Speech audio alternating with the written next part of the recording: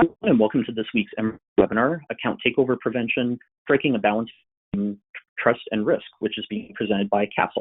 I'm Mike Slickle, Senior Program Manager for the MRC. We're glad to have you join us today and really appreciate your time. For those of you who aren't familiar with the Merchant Risk Council, I wanted to provide a quick overview. The MRC is a nonprofit trade association for e-commerce fraud and payment professionals.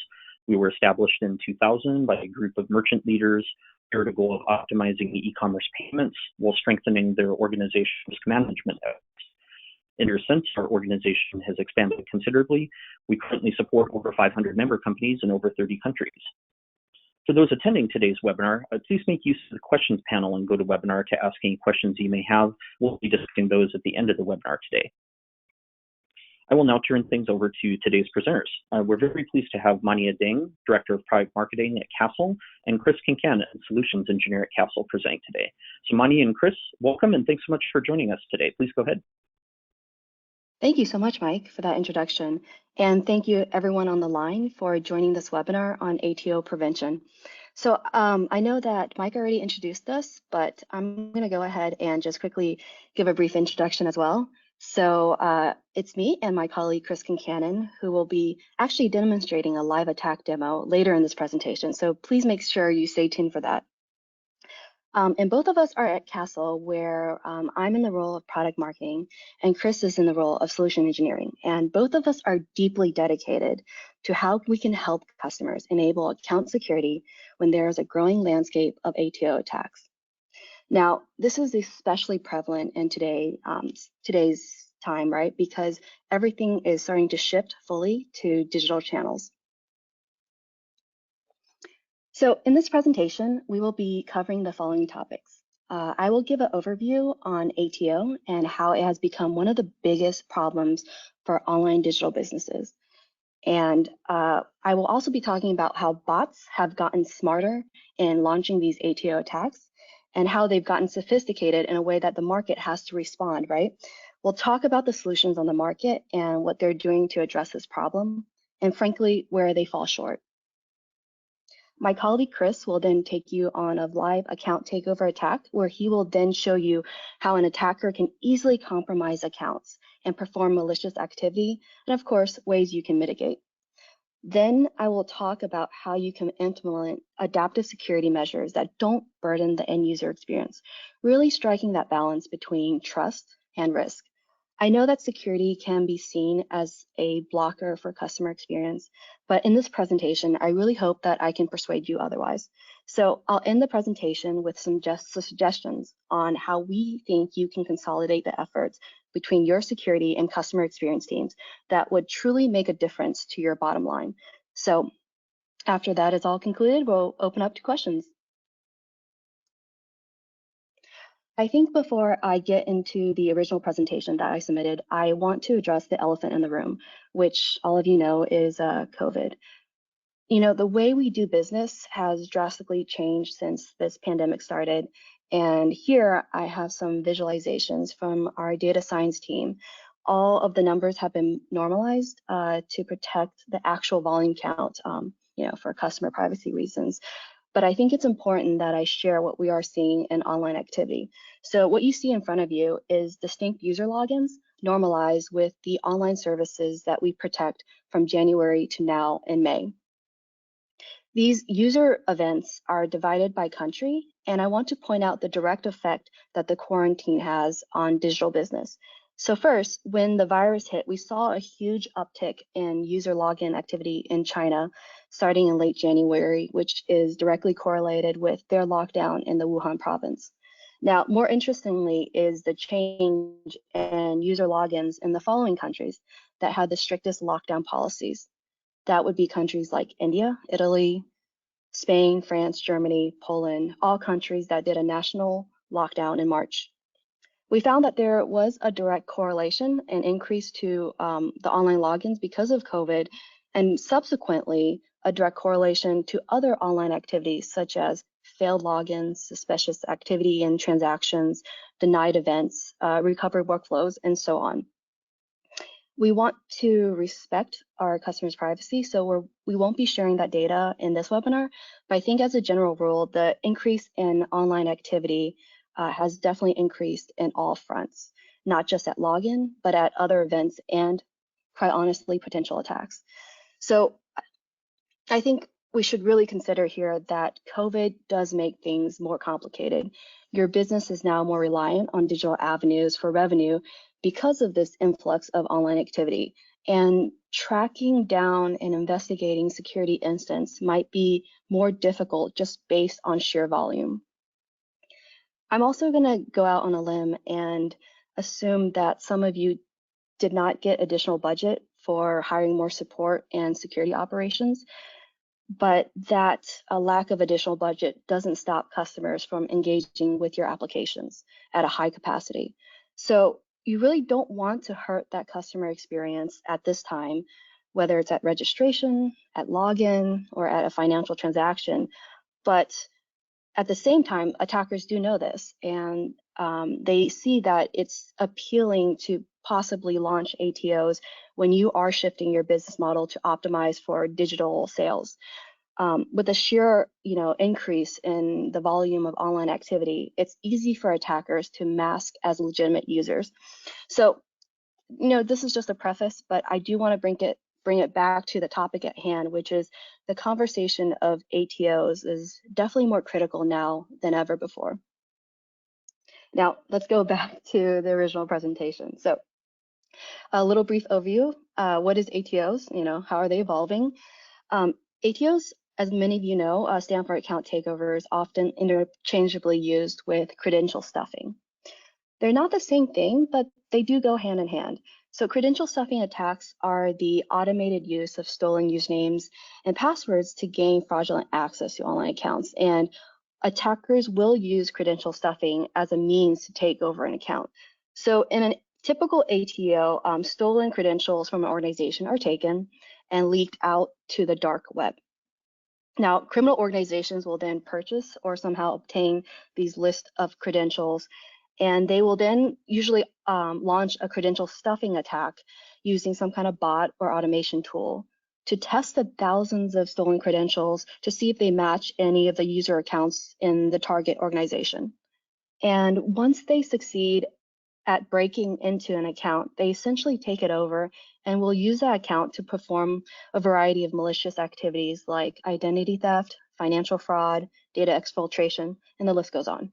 So the biggest caveat here between the two is that account takeover can be human-powered. So it doesn't always need to be automated. It could come from a human-powered phishing attack. But more often than not, ATO is a result of credential stuffing, which Chris will actually be showing you a credential stuffing attack later. And, it does bring the question, like, why is that? Why is it that credential stuffing attacks are so preferred? The simple answer is that credential stuffing attacks are easy, they're cheap, and quite frankly, they're super profitable. A script kiddie can actually go on the dark web and get one of these credential stuffing tools for as low as $50. And think about the profit margins on that. So compared to other attacks, credential stuffing simply is the path to least resistance.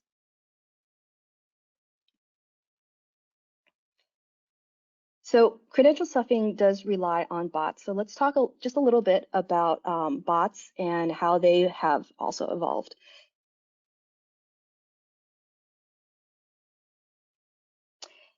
As we talk about the proliferation of automated tools to launch attacks, I do want to dispel that notion that bots are, crude, that they're still simple script, because they have become more sophisticated over time, and we shouldn't underestimate the tools that are at the disposal of these attackers. So of course, first generation bots were simple. They were basic scripting tools that couldn't execute JavaScript, and they were used for brute force or content scraping. Now, the next wave of bots, we're able to use session cookies, but not execute JavaScript. And similar to first generation bots, they were primarily used for brute force and content scraping, think web crawlers. Now, third generation bots is where it gets super interesting, right? Third generation bots operate through website development and testing tools known as headless browsers. And unlike their predecessor, they can maintain cookies and execute JavaScript. And that's really the key differentiator, right? Because these bots were created in response to the JavaScript challenges in websites and applications. So let's keep this in mind as we talk about how security vendors have responded to the evolution of bots. But the key takeaway here is Generation 3 bots really changed the game because they were able to mimic legitimate browsers. And lastly, let's get to Generation 4 bots, which is where we are today. And these bots are mainly used for account takeovers. They can simulate basic human interactions, such as simple mouse movements, keystrokes, to really get past your organization's bot detection tools. And they are able to breach a user session by mimicking how the user behaves throughout the entire session, not just at the login. I'm not going to delve too deep about bot detection in this webinar, but if your organization is currently struggling with, automated attacks like fake registration, you'll get a lot of value actually in watching our Beating Bad Bots webinar that we did last month.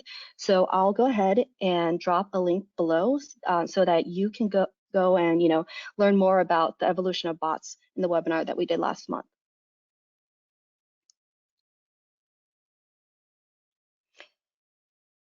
The reason why I wanted to address the evolution of bot attacks is to prime you for this conversation about how the market has responded to it. And innovation in bot detection to keep up with the evolution of bot attacks is obviously something that security vendors will continue to do, but organizations like yourself also need to continue to keep up with the latest security vendors on what they're doing to keep applications and users safe. 10 to 15 years ago, WAFs or web application firewalls were state-of-the-art perimeter detection. You could blacklist IPs, user agents from passing your application firewalls, really providing that shield between your application and the internet. However, WAFs couldn't keep up with the evolution of bots. As we talked about earlier, third generation bots were able to operate as headless browsers, and WAFs simply were not enough to adjust to the sophistication of these new attacks. And that really spawned the birth of many bot detection companies that you see today. So these bot detection companies help protect against mass scraping, DDoS attacks, because they can see real-time bot activity and automated patterns. And to avoid the false positives, these bot detection vendors would use workflows like CAPTCHAs. Not the greatest user experience, but it does work in preventing automated activity, or rate limiting to handle the gray areas when you want to ensure that a legitimate user is able to get through. But unfortunately, bot vendors have the same pitfalls as WAFs in that they are still a perimeter solution. And this is where fourth generation bots that we talked about in the last slide, the ones that mimic human behavior, gave rise to our next group of security solutions. As fourth generation bots started breaching the perimeter and proliferating inside the application, new types of attacks, such as credit card stuffing, became more prevalent and caused a growth for the demand for fraud tools. And these fraud tools sit inside the application and get triggered by key events. And because there's no longer these workflows like CAPTCHA inside the application, fraud tools would have to escalate events to, for example, a support team to pause and review. Fraud solutions could also, freeze an account if there was abuse detected. But the problem here is that fraud solutions were oftentimes not real time and did not offer an easy remediation workflow. So freezing an account is not ideal, and escalating to another team is time consuming and costly. Now, we do have on the side our authentication vendors, and auth providers make it easy for organizations to offload much of that support and operations workload by prompting a security challenge when risky activity is detected. Multi-factor authentication today is now, industry best practice, and these authentication vendors can protect against both automated and human-powered attacks, such as, a human-powered phishing attack.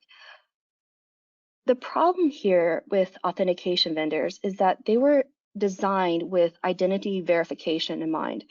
So they were not designed so much with the user experience, not taking into context all of the nuances of a user event occurring in an account.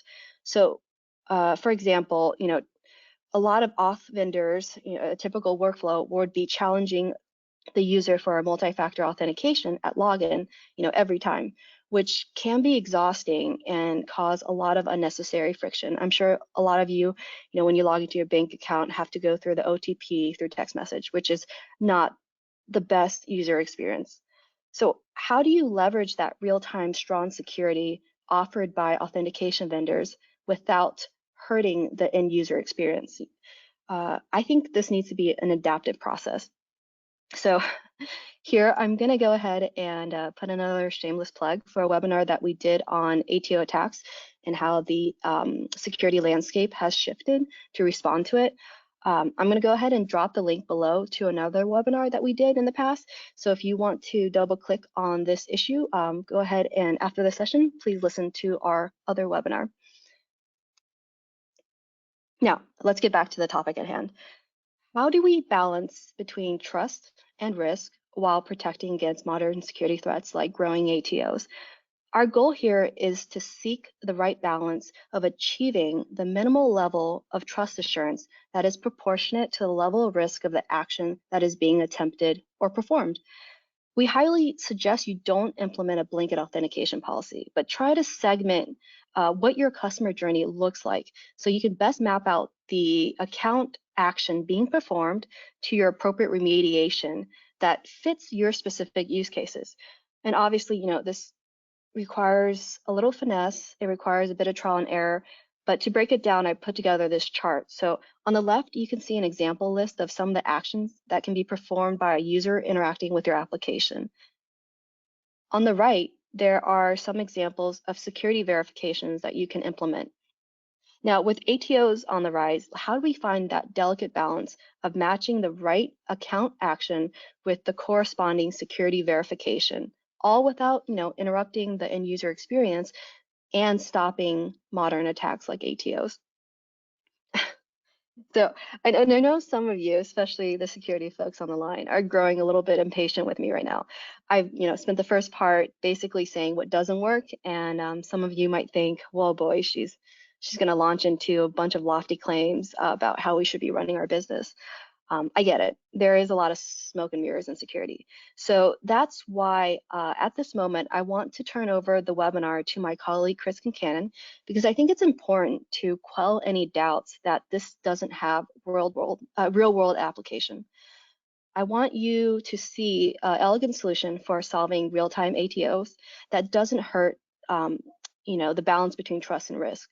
So nothing speaks louder than a live demonstration. Chris is going to show you a live ATO attack that can be mitigated in a seamless way. So without further ado, I'm going to switch the webinar controls over to Chris. Oh, give me 1 second as I... Thank you, Mania.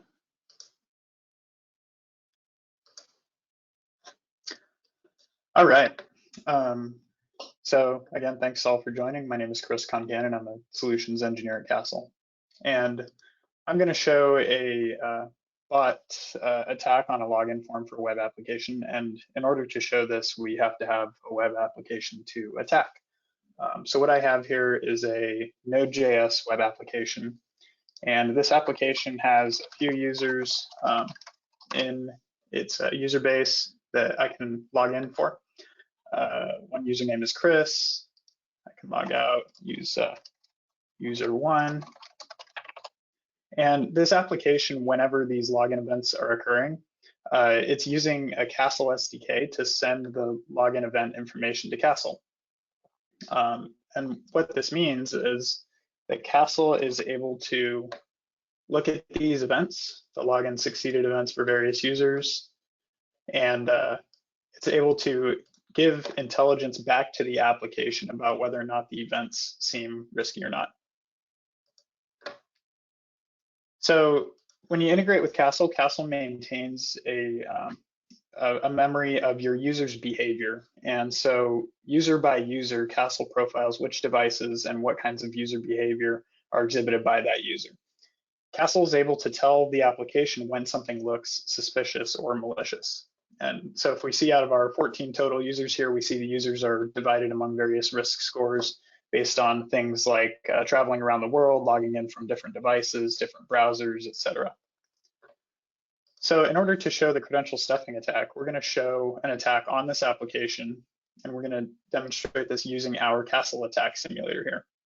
And what this is a command and control application that is going to launch Google Cloud Functions. And it's going to launch Google Cloud Functions from Google's data centers, cloud data centers. And we use Puppeteer to access our Node.js web application, to fill in the credentials of random users, and to try to log in using those credentials.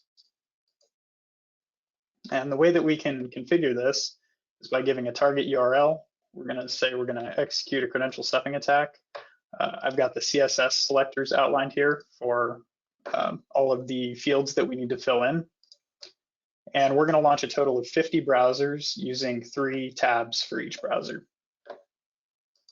So if I save those settings and I click Run Script, we're going to see the command and control application launch all 50 browsers, and it's going to have those browsers try to log into the application. What we see here is a page that's showing the end snapshot that occurs when these browsers try to log into the application. And what we're going to see here is a lot of results that show the login form. The reason for this is that none of the user credentials happen to be valid, so the application is simply returning the login form again. But if we go to the Castle dashboard, and if we look at the activity that's pouring in for the application, we can see in the Castle dashboard debugger that there are a whole bunch of login failed events pouring into the application. And if we look at the context of these events, we're going to see a bunch of junk email addresses for the username. This application only has 14 users, so obviously if we're running 150 different logins, the emails are largely not going to match. We're going to see a lot of different IP addresses, and these IP addresses belong to Google Data Center IP ranges. So this was a distributed attack being orchestrated by a command and control application and utilizing Puppeteer. This is a pretty, I guess, regular thing that we see at Castle. So I've run this credential stuffing attack with a bunch of invalid user credentials, but what happens if I use the credentials for my user that I logged into when I started the demo here? So if I run a single successful login with my user, Chris, we're going to see the browser pop up here. We'll wait for the result. And even though I typed in the correct password, which was just password, we get the same login form. So the attacker here doesn't know that the credentials were valid, because what happened behind the scenes, if we look into Chris's user profile here, what just happened was the attacker did have valid credentials to access the account for Chris, but Castle told the application to deny that user login. Castle recognized that this was a very suspicious login event. It recognized that there was an attack going on the application. Castle determined that these signals were labels for the event. So we have abusive device signature and brute force network signals. And so Castle told the application to deny that login, which resulted in the attacker not getting any sort of feedback that the credentials for that user were valid. So this is going to prevent the attacker from knowing that that user can be exploited for an attack.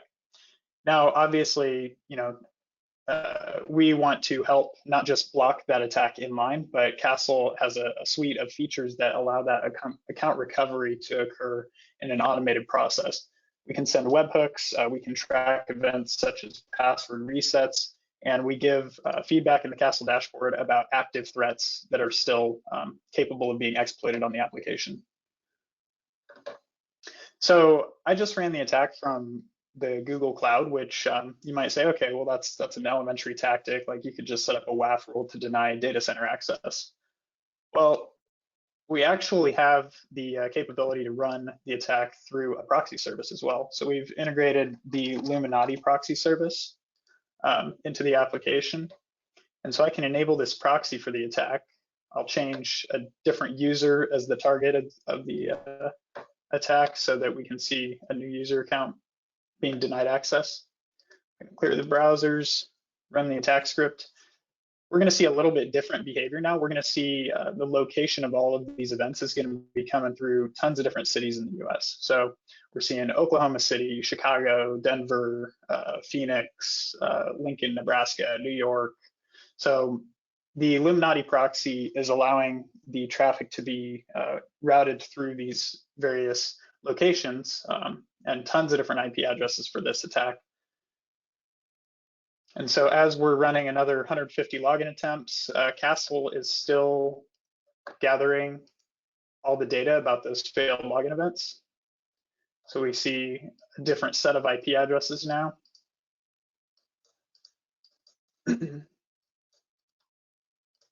And when the attack is done, we again can run that single successful login. This time we're targeting user 1. And we're going to see the exact same thing happen. We're going to see the attacker gets the feedback that no login was allowed to occur. But if we refresh the Castle debugger, we see that the event sent to Castle was indeed a login succeeded event. And if we go to our users tab, we're going to see now user 1 has an escalated risk score of 99. We can pull up that user account and see the activity. We see again the signals on the login where this came from brute force network, abusive device signature, and a whole bunch of new tags on the account. And Castle has now added user 1's account into the list of active open threats. So this is the way that Castle can use in-application integration via our API to protect user accounts. And I'll give the controls back to you, Mania.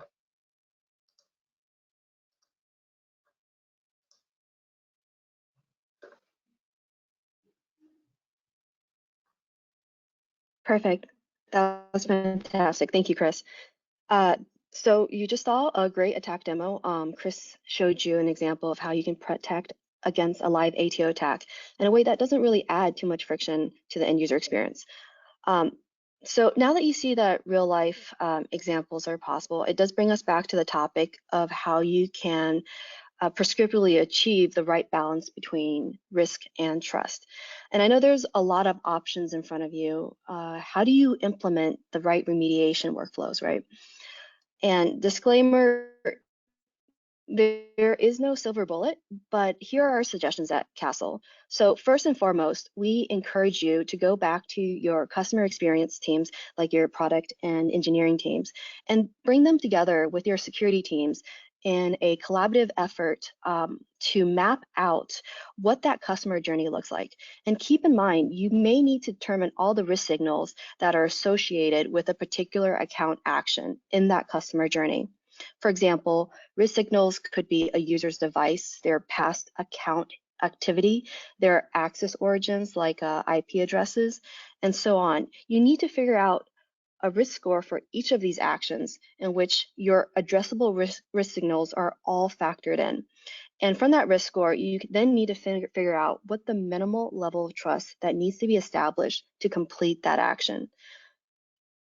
I know this sounds very abstract, but let me run you through 2 real-life exercises that can help you establish a good benchmark. So in the first example, we're evaluating an account action where we do recognize the device and the user agent. However, the IP address is coming from somewhere that is new, and they're perhaps performing a high-value transaction purchase, right? We can evaluate behavior like keystroke, mouse movements, and other activity within the session, finding that the user's activity is consistent with the user's typical buying pattern. So for example, matching how a user navigates inside the application. In this scenario, the user might be on vacation and they may need to make on-the-spot purchase. And we definitely don't want to interfere with their vacation. So our customer experience and security teams would have mapped out the risks associated with these factors, resulting in an overall risk score that would trust the user to complete the action, and perhaps because of this other signals that were involved, send them an alert of their recent transaction. The email alert can have a, was this you, as part of the security workflow that allows the user to engage in their own security without impacting the particular transaction. In the second example, we're evaluating an account action where the device is unrecognized, but it's coming from a known IP address with a relatively low risk financial transaction. In this scenario, what would push the risk score up to critical is the fact that we detected automated activity within the account, hinting that this is perhaps most likely a bot performing the action. I'm going to take a wild guess here and say that this is perhaps a carding attack, but what we can safely deduce is that there is bot activity inside the account that's trying to stay under detection of the fraud tools by not performing any high-risk transactions. And one speculation is that it may be testing stolen credit cards to see if they're still active. We're not positive if the account was taken over or created intentionally for malicious purposes. So in this scenario, your team would have mapped out automated activity within an account as critical high risk, requiring the highest level of trust assurance. And the appropriate remediation for this action would be a transaction denied with a password reset workflow that incorporates multi-factor authentication. This is to ensure that the account was not, in fact, a victim of ATO. With all that said and done, protecting the customer journey can be hard. Everyone's customer journey is specific to their business. There are different levels of risk allowance and risk assurance tied to every stage of how a customer interacts with you. But remember, your team needs to first map what that customer journey looks like, making sure that your specific business use cases are represented throughout the journey. And then from there, you can map out the risk tolerance against the trust assurance for every single action that we talked about earlier. This, of course, is a continuous process and is going to change iteratively. We encourage you to revisit this customer journey to see if you need to make tweaks here and there. So you have a big task ahead of you to map out your account actions to the specific security response. And on top of that, you need to figure out what the risk signals are that make sense for your organization. It's not easy, but concluding this webinar, here are some tips that we think will help you get started. So number one, first and foremost, treat security as part of your customer experience. Oftentimes we find that these two teams are siloed and don't talk to each other. Good security, when done right, can be a profit driver. So let's not treat security as a cost center and treat it more as a revenue generator. So what we encourage is setting up collaboration meetings between your product and engineering teams with your security teams to map out that customer journey. After mapping out the customer journey and the appropriate security responses to account actions, you need to request metrics from both teams. These metrics can be customer retention rates, acquisition costs, password resets, dropout rates, et cetera, and every metric is going to be different for every organization. Some companies don't want to put too much friction at registration, allowing for more risk tolerance there. And some companies do need to ensure that every account is validated. So pick the metrics that make sense for your organization. And then afterwards, constantly A/B test the different scenarios. So based on those A/B tests, you can definitely fine tune your security responses to optimize that conversion rate. Lastly, ATO is not a one-time event. I think there's a lot of messaging out there that make ATO a login problem, but I think you need to consider this as a continuous problem because once an account is taken over, attackers can perform a variety of fraudulent activities. Making sure that you treat ATO prevention as a threat that just goes beyond login is critical, especially in this time when ATO attacks are more frequent given the online activity that's happening during COVID. So reevaluate your perimeter solutions that you have in place and ask yourself, can I implement something that's more continuous? can I implement something that protects the entire user session? And that concludes our presentation. I've added links where you can listen to our other webinars that go more in detail into bot detection and how the security landscape has shifted, both topics which I didn't fully cover in this session. If you're interested in learning more about a solution that can help you achieve ATO prevention, all while balancing trust and risk, please contact us at info@castle.io or visit our website at www.castle.io. So thank you so much. And I'm going to go and hand it back to Mike for questions. All right, great. Thanks so much, Mani and Chris, for presenting. That was terrific. Especially enjoyed the live attack demo. Always love a good live demo like that. So that was great. Thank you. We did receive a few questions, so I think let's go ahead and get right to those. For those attending the webinar live today, please just make use of the questions panel and GoToWebinar to ask any questions you may have. We'll take as many as we can in the time that we have remaining. So the first question that we had received, which industries have you seen that have been hit hardest by account takeovers? Any one or two or three sectors kind of stand out versus the rest?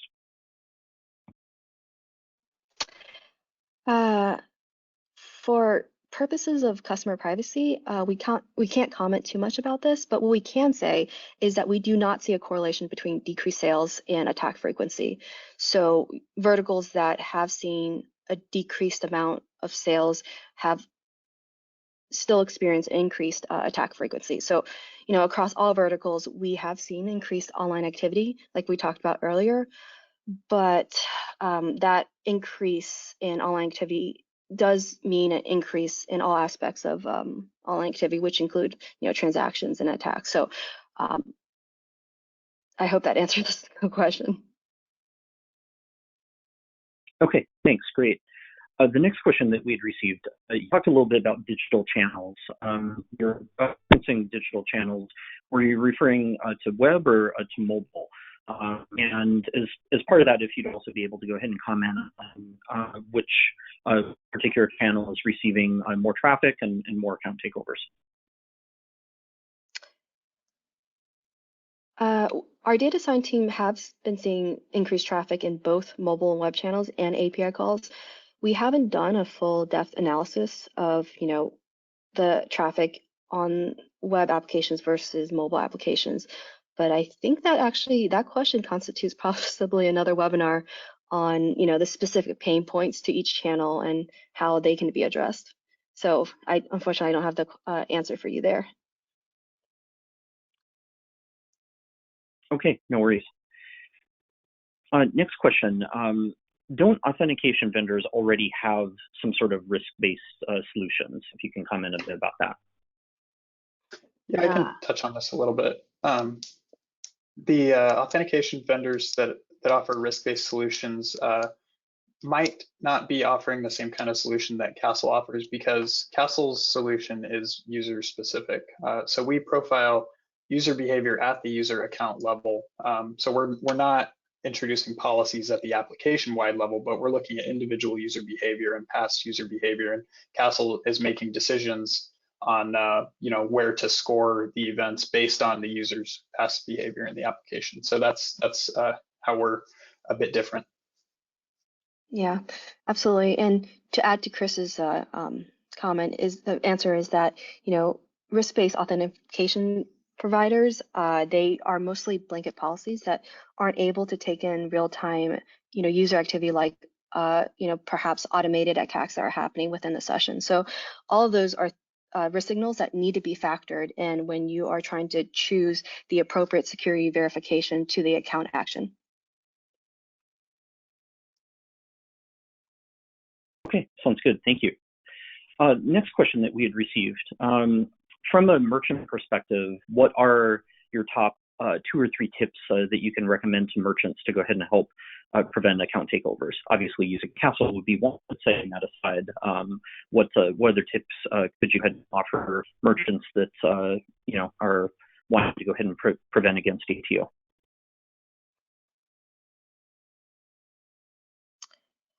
Well, if you don't have, authentication vendor in place, we definitely highly suggest you do.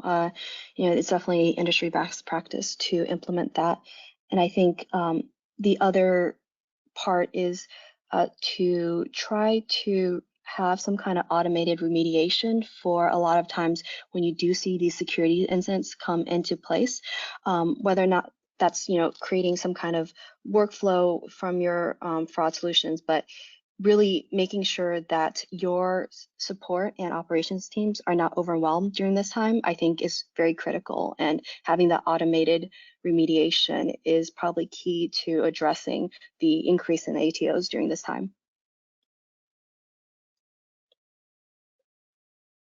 Okay, sounds great. Thanks.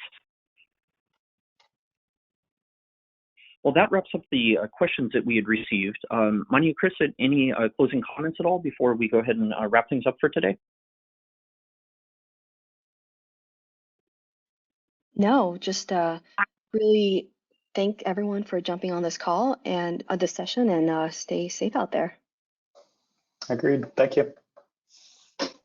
Okay, sounds good. Well, thanks to everyone who attended today's webinar. Who had submitted questions, we really appreciate it. We have a recording of today's webinar. MRC members within the Resource Center that by the end of the week. We do have a terrific lineup of webinars scheduled in the coming weeks. We'd invite everyone to visit the Merchant Risk Council website at Merchant Risk Council, all one word, merchantriskcouncil.org. Register for any of these upcoming webinars, including a webinar that we're doing actually on July 29th with Mania and with Castle. So again, thanks for your time everyone. I hope you have a great rest of the day. So bye everyone, and stay safe. Thanks again for joining us today.